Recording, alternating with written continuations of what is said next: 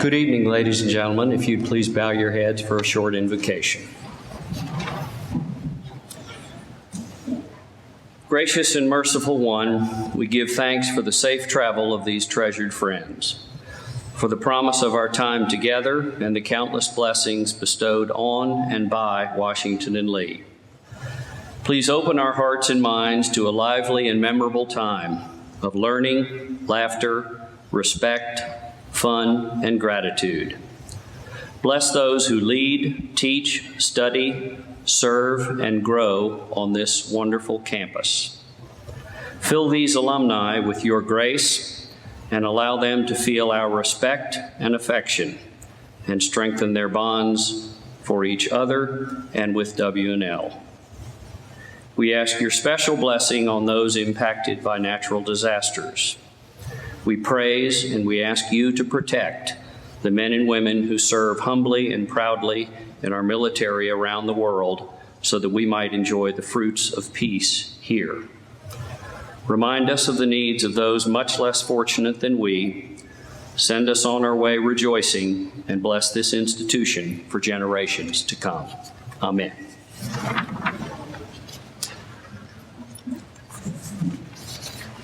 Well, good evening. My name is Beau Dudley. I'm the Executive Director of Alumni Affairs at Washington and Lee. It's a huge pleasure on behalf of everyone here at the campus to welcome you home. You honor us by coming. It's a privilege to be part of an extended team that puts the weekend together for you. This is, of course, our signature weekend during the year in terms of alumni affairs. In Rose Bowl parlance, it is the granddaddy of them all. We are thrilled that you're here. And right now, before we go any further, I'd like everyone who served on the weather committee to stand up so that you can be recognized.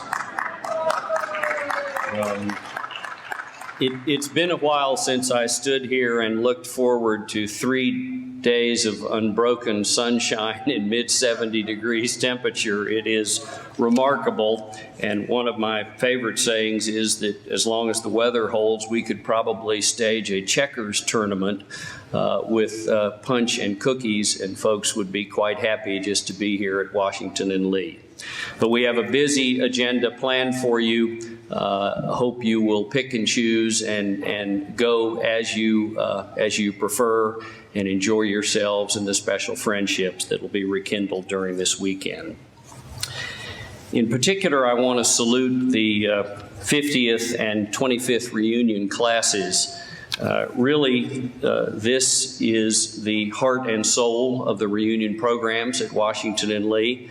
They are both unique, both special, and the 50th reunion class has had a major hand in the selection of your speaker tonight and in lots of the rest of the programming for the weekend. So congratulations, well done. We are particularly honored to have all of you guys from the great class of 1962 with us. Well done.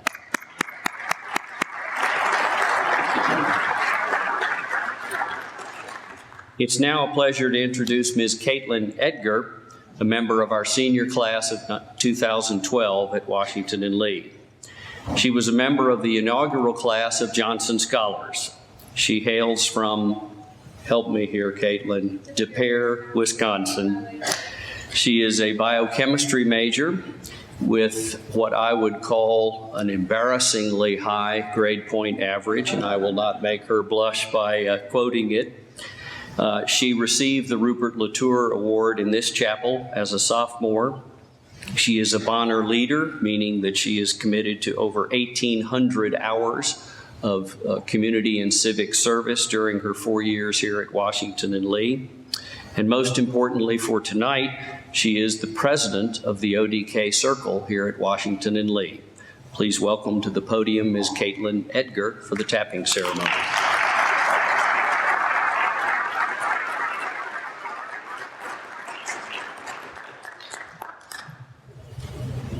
Thank you, Mr. Dudley. Your introduction was far too kind. And in case any of you are under the delusions that I managed to save the world while I was here, when I began, the Bonner Leader program was a 900-hour commitment for 2 years rather than an 1,800 for 4. So I saved half the world. Again, I just want to say thank you for being here this weekend. It's an incredible thought to know that in 2 weeks I will be a member of your ranks. I can't imagine not being a student here, but watching you and seeing the incredibly inspiring lives that you all have led since graduating from WNL makes me extremely excited for the future. To begin, I would just like to reiterate that tonight we are recognizing our initiates and welcoming them to Omicron Delta Kappa Society. Omicron Delta Kappa, I don't think, do we have anyone from the class of 1914? It was founded in December 3rd, 1914, here at Washington and Lee University. It is a national honor society that recognizes leadership and really focuses on leadership across a variety of disciplines. So scholarship, athletics, community service, religious organizations, campus government, the religious and the performing arts, and journalism and mass communications. And so the individuals coming up tonight, they might have done one thing incredibly well, they might have done all 5 incredibly well, but they have exemplified in their lives unique honor and integrity, one of the things we hold dear here, and an incredible leadership among their community. You may wish to follow along in the program. I can't extol the virtues of all of them, otherwise we might would be here all night. And we will begin with the student initiates, and they will come up to the stage for the tapping ceremony. Our initiates from the class of 2013 are Ashley H. Barnes,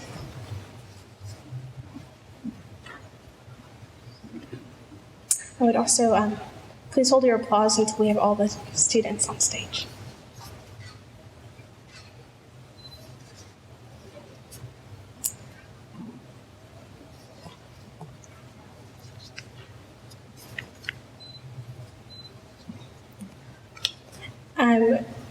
I would like to verbally recognize Cameron Carlock. She's in Ghana for spring term. Ainsley O'Daigle.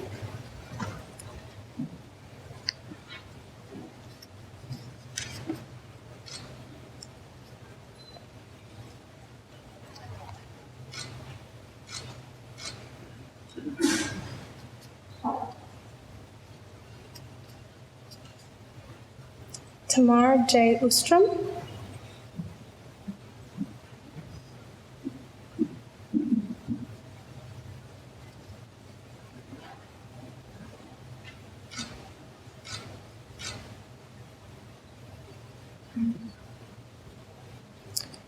Lauren E. Schultz is away competing for a track meet. Richard Sykes.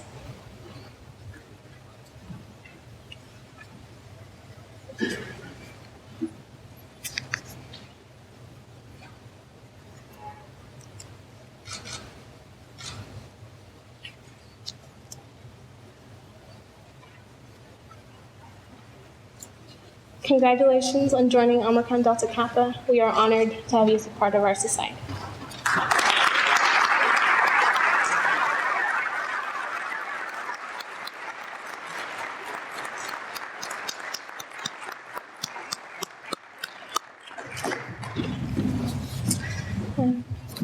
I'll spend a little more time extolling some of the accomplishments of our honorary initiates as follows.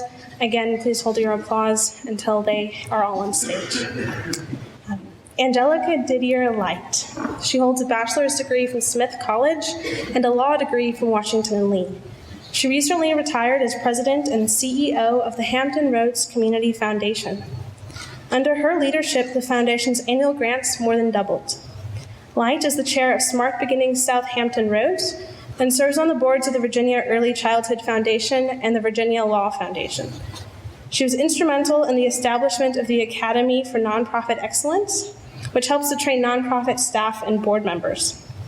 Previously, Light was vice president, general counsel, and secretary of Shenandoah Life Insurance Company in Roanoke, and a general attorney for Norfolk Southern Corporation. She has received awards from multiple organizations and was named an honorary alumna of Old Dominion University. She's granddaughter of Dr. Lucius Junius Desha, a 1906 graduate of Washington and Lee, and a much admired chemistry professor here for 35 years. Thank you. Congratulations. Kenneth W. Newman. He is the former Deputy Chief of the United States Postal Inspection Service, a major federal law enforcement agency. He is a graduate of Washington and Lee and holds a Master of Science degree from the American University. In his role as Deputy Chief, Newman was responsible for the direction of mail theft, mail fraud, and many other investigative programs nationwide. His appointment as Deputy Chief in 2000 represented the culmination of a distinguished career as a criminal investigator, supervisor, and an executive. Here in Lexington, Newman has made numerous contributions. He has been largely responsible for the Rockridge Rapids baseball team coming to Lexington, which all the students here in the summer are grateful for. He is a member of the Sunrise Rotary Club, serves on the board of the Lexington Police Department Foundation, and has held leadership positions at Trinity United Methodist Church. Congratulations. Dr. John W. Pointer, MD, holds a Bachelor of Science degree from Washington and Lee and an MD from the University of Alabama School of Medicine. Dr. Pointer's dedication to education is evidenced by his service on the Mountain Brook Library Foundation, the Board of the Highlands School, the Alumni Board of Indian Springs School, and the Admissions Committee of the University of Alabama Medical School. Art collector and patron of the arts, he serves on the board of Birmingham Museum of Art, to which the Pointers have given more than 20 artworks. As a student, he was a member of Phi Kappa Psi fraternity and of the Concert Gold, and worked for the Calyx and Ringtum Phi. He has served his alma mater as a member of the Alumni Board, as president of his local alumni chapter, from which he received the John F. Hendon Award, and as vice chairman of the Birmingham Area Campaign Committee.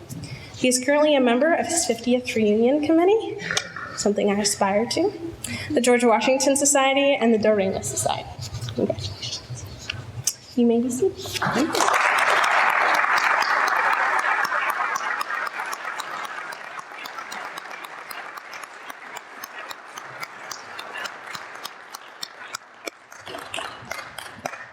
We will now recognize this year's award winners. The Rupert Latour Award is Daniel Hsu of Richardson, Texas. He is a Bonner Scholar. I think he's committed to all 1,800 hours, and serves as a sub-chair of the Neighbors Service League. He is a volunteer at the Rockridge Area Free Clinic and with the Maury River Middle School Next program. Daniel is a leader of Campus Kitchen, an RA at the International House, and co-president of the Pan-Asian Association for Cultural Exchange. Daniel Hsu, it's my privilege to present you with a certificate for recognition of your leadership excellence. Thank you.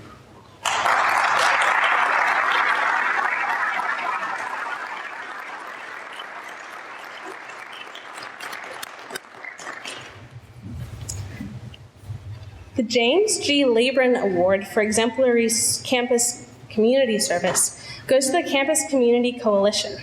This group promotes communication and collaboration among students, neighbors, landlords, law enforcement, and university administrators to address issues in our local community.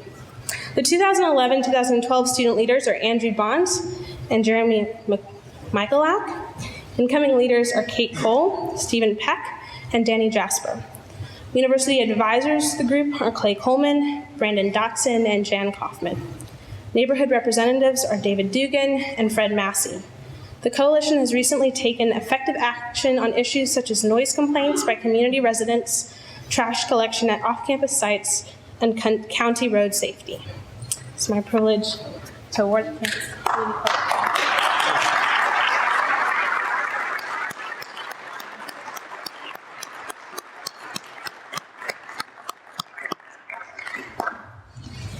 That concludes our tapping and award ceremony.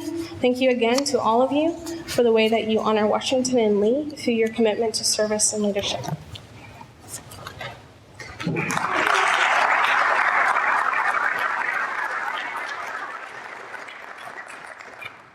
Thank you, Caitlin.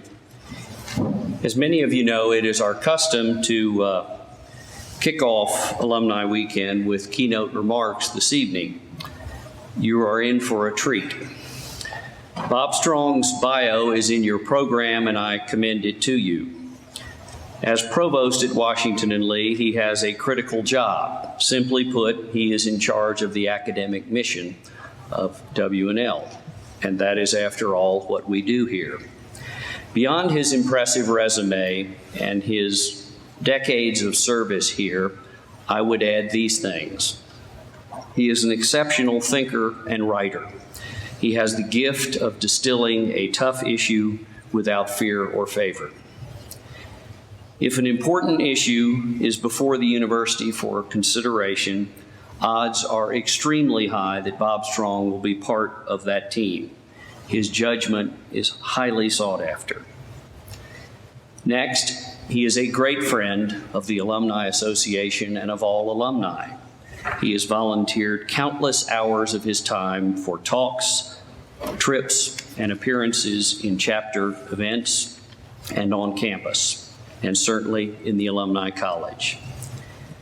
And finally, he is a splendid example of the life of the mind at Washington and Lee. He is vivid proof of our outstanding teacher-scholar model here. Ladies and gentlemen, please welcome Dr. Robert A. Strong.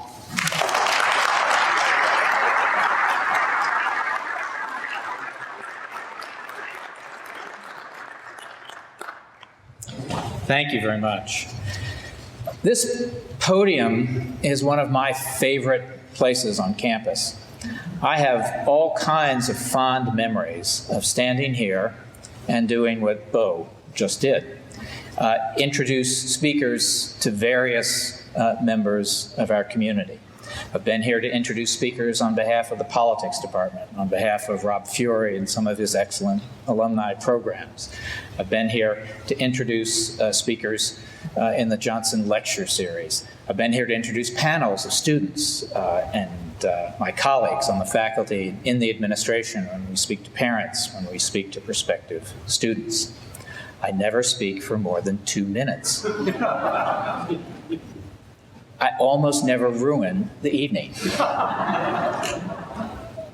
No one falls asleep in the first 2 minutes. The occasional student will arrive during orientation already asleep, but I take no blame for that.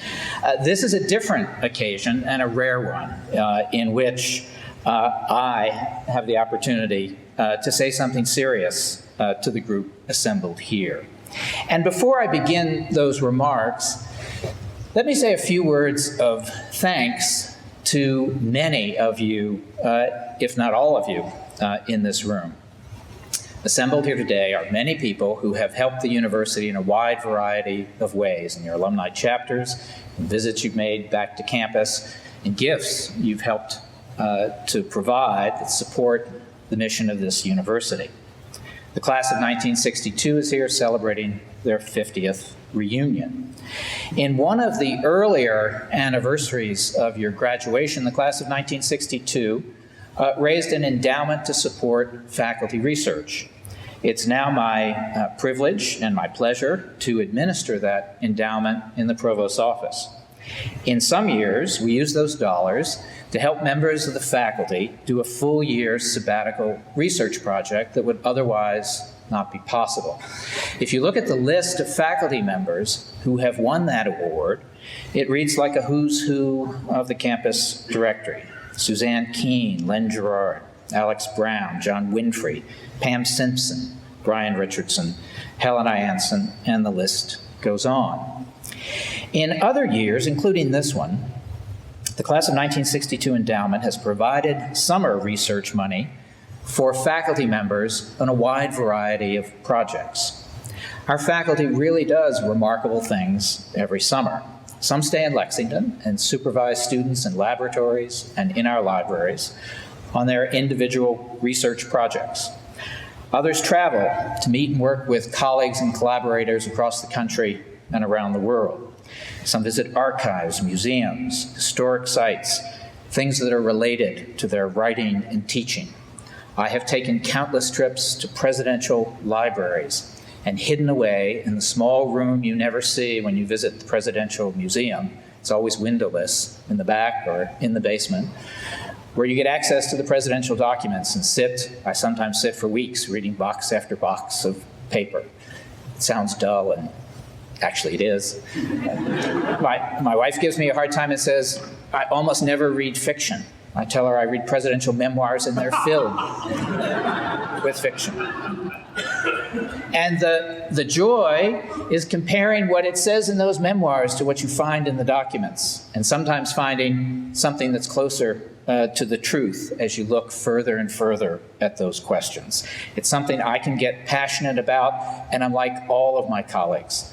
They have different passions, they have different subjects they're interested in, but we all need help. Time, travel, equipment, books, documents, interviews, collaborations. All of those are essential elements of scholarship, and they cannot occur without the generosity of others. In the summer, we never spend tuition dollars on faculty activity. We only spend endowments, grants, and gifts. The scholarship our faculty does enlivens our classrooms, energizes our campus conversations, and allows members of our community to make contributions to the pursuit of truth that is at the core of scholarship. We couldn't do it without you, and I want to begin tonight's presentation, perhaps even end it, by thanking you. I hope you know that my words of thanks are sincere and heartfelt. They're also insufficient. So tonight, I want to make a modest effort to repay some of your gifts of support that has helped my own teaching and scholarship, by talking for a few minutes about my own teaching and scholarship. It's a little presumptuous, a little arrogant for me to think that you actually would consider that repayment. But I'm in the college professor business, and that's one of our occupational hazards. For over 30 years, I've been an instructor of American foreign policy, and for almost all of those years, I've started my class on that subject by asking students to read two documents side by side, the Declaration of Independence and George Washington's farewell address. The first of those documents is always well known to students. At least the first few sentences of the Declaration are well known to them. They can often quote them. Washington's farewell address is another matter. Students have heard the title, they know the author, of course, but not much more. A few students, the ones who paid really close attention in high school history and civics, know that Washington said something about avoiding foreign alliance. They know that he supported neutrality while he was president. And they think incorrectly, I believe, that he has something to do with American isolationism. When those students read the farewell address, the whole document, they are invariably surprised. And surprise is one of the very best things that happens in a classroom. Students find the passages they expected to find about staying out of war, avoiding foreign entanglement, but they discover that those passages come at the end of a rather long essay, an essay that is largely about the domestic dangers that confront the new republic. Our greatest enemy, according to George Washington, is not France or Spain or Great Britain. It is us. We are quite likely, he predicts in his farewell address, to lose our liberties and destroy our democratic institutions, and we're likely to do it because of internal threats. He names three: sectionalism, partisanship, and debt. The first of these threats very nearly destroyed the nation 150 years ago. The other two appear to be destroying it today. So my modest project this evening is to rediscover some of those neglected passages in George Washington's farewell address, and to ask whether anything he said more than 200 years ago is helpful to us today as observers of contemporary politics. On the subject of sectionalism, Washington begins his analysis with a long litany of good reasons why all of us, North and South, East and West, farmer, manufacturer, city dweller in Philadelphia, frontiersman on the far side of the Alleghenies, why all of us are better off in the Union. He makes the case in clear, compelling language. And then he says something surprising. Though everything I've told you suggests that the Union must be preserved, it probably will not be. And why? It won't be because politicians will convince the public that local interests are more important than the national ones. It won't survive because parties will misrepresent the opinions and aims of other districts and make us jealous of distant communities presumed to be better off than our own.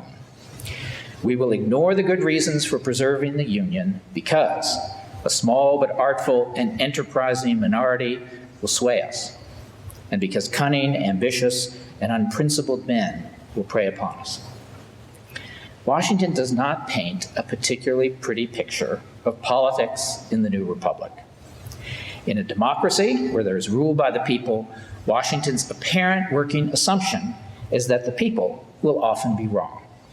Sometimes they'll be short-sighted. Often they'll be selfish. Sometimes they'll be confused by fancy talk. Sometimes they'll just be stupid. Stupidity is, of course, not a unique problem to democracies. Dictators and kings can be stupid too. As a matter of fact, if royal families intermarry often enough, stupidity is pretty much the guaranteed result. But the errors of kings were well known to the revolutionary generation.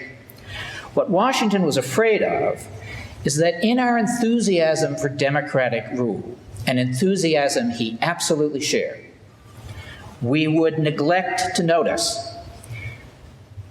that the people in democratic societies are prone to make mistakes. And they make mistakes more often when they're organized into political parties. If you read the farewell address carefully, parties are the biggest threat that Washington warns his fellow citizens about. Here's what he says about political parties. They distract the public council. They enfeeble the public administration. They agitate the community. They promote ill-founded jealousies and false alarms. They kindle animosity. And they occasionally foment riot and insurrection.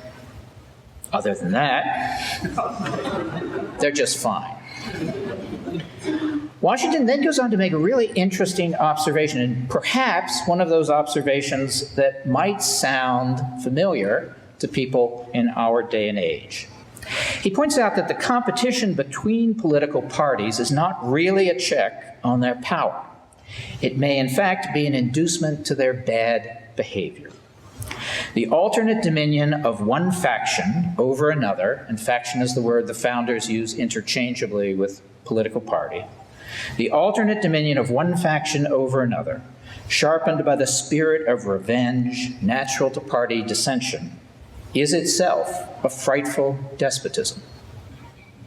So, if the Democrats win a big election in 2008 and the Republicans come back and take the House of Representatives in 2010, that process of shifting power may not restrain the two political parties. It may make them misbehave more often and more intensely.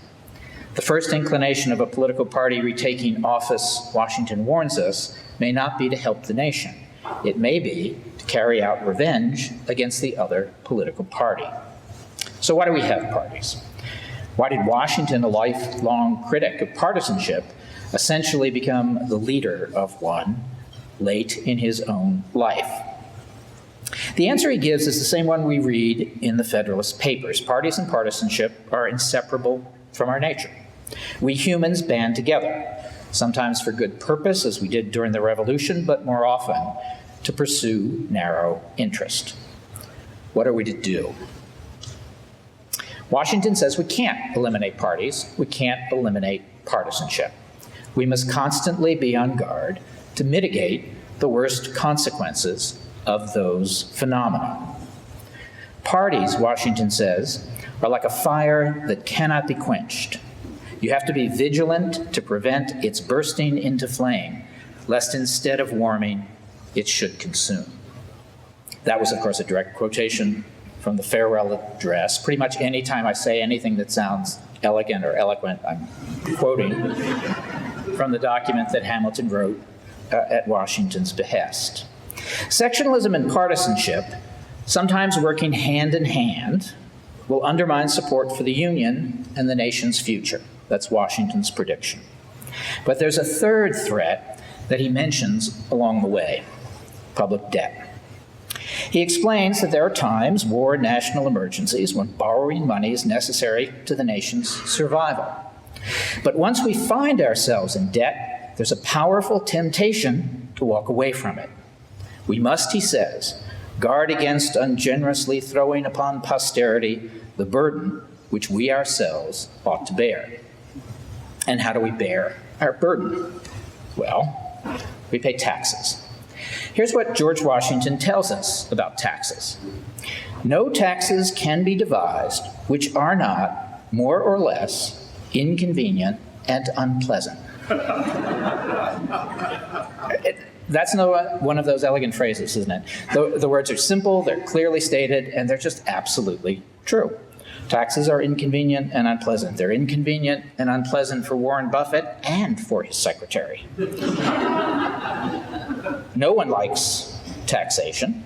We fought a revolution on the slogan, "No taxation without representation." Truth be told, Americans don't like taxes with representation. But here's what Washington says.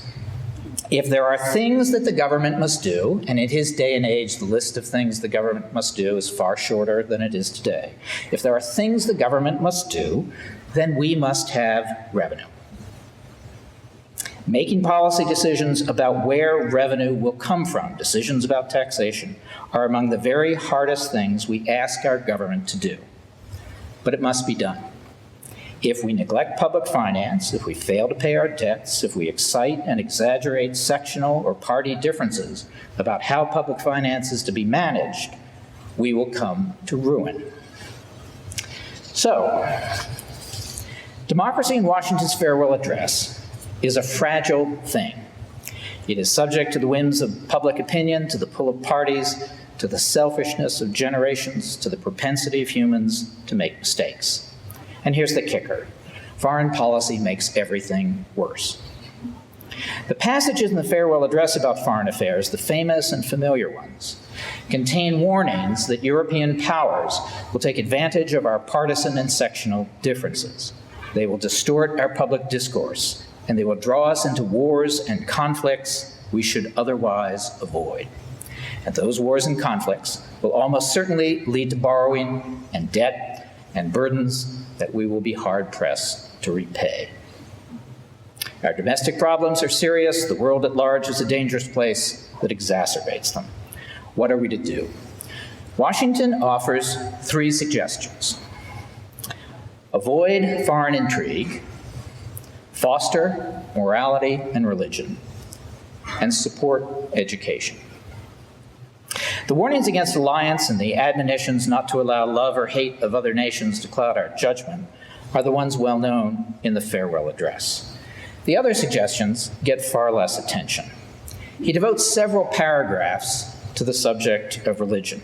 He says, of all the dispositions and habits which lead to political prosperity, religion and morality are indispensable supports.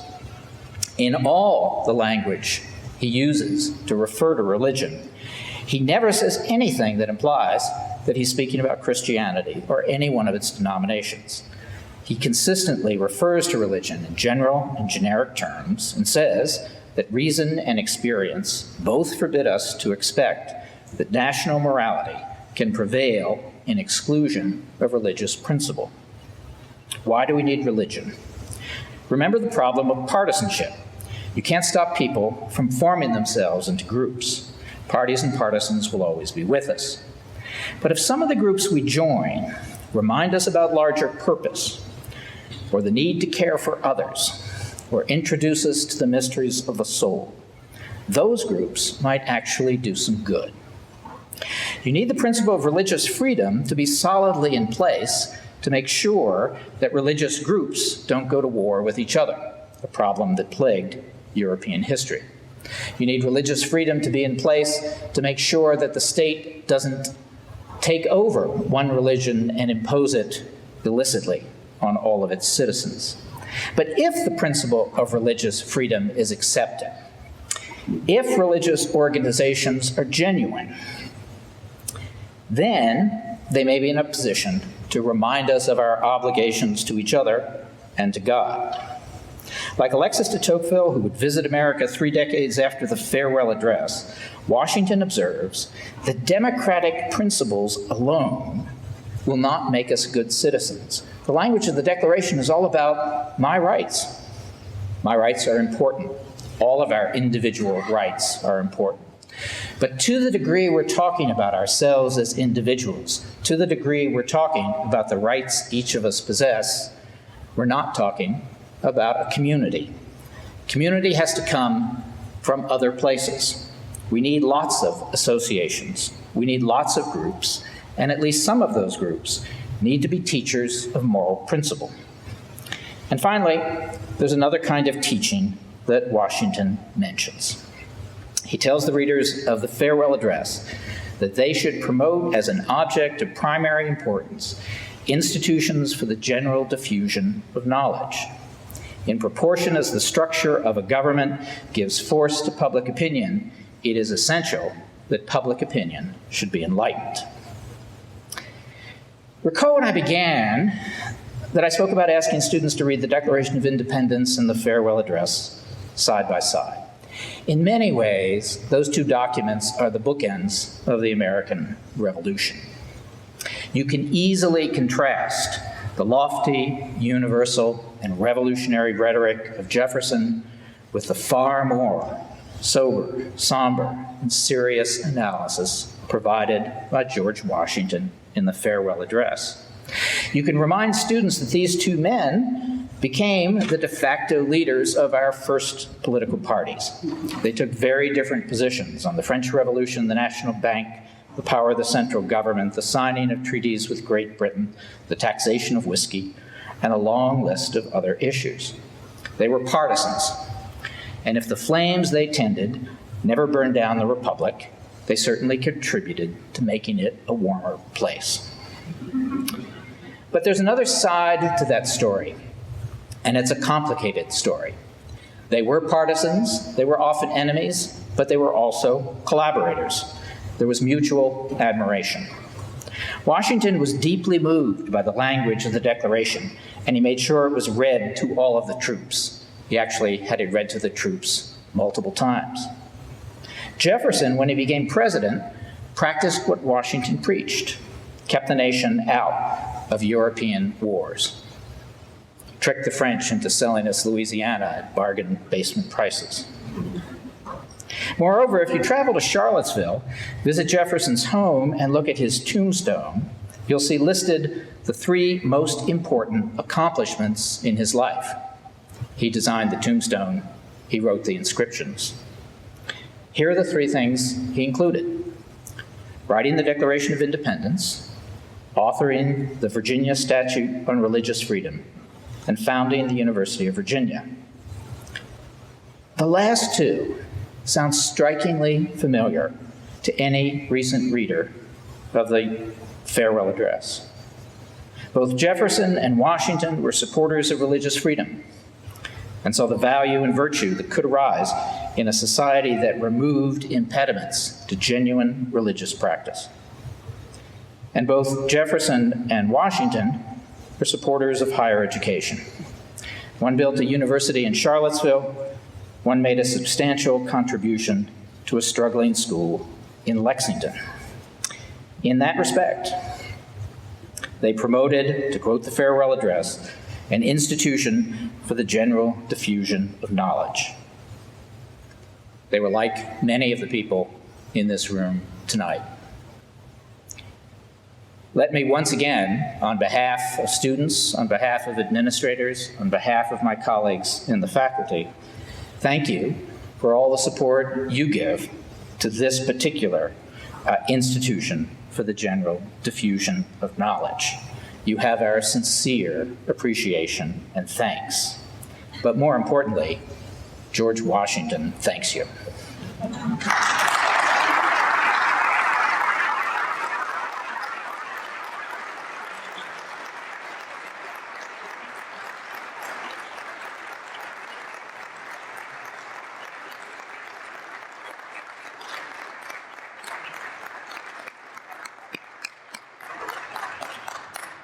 What a marvelous window into the life of the mind here at Washington and Lee, and you can see why Professor Strong's classes are almost always oversubscribed. Bob, we are deeply in your debt.